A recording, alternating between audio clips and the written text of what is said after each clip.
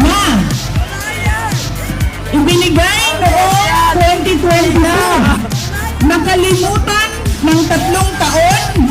Ngayon ay pangako na naman ulit dahil merong darating na halalan. May eleksyon. Sinubukan gawin isang araw doon sa Cebu. Anong nangyari? Isang araw lang.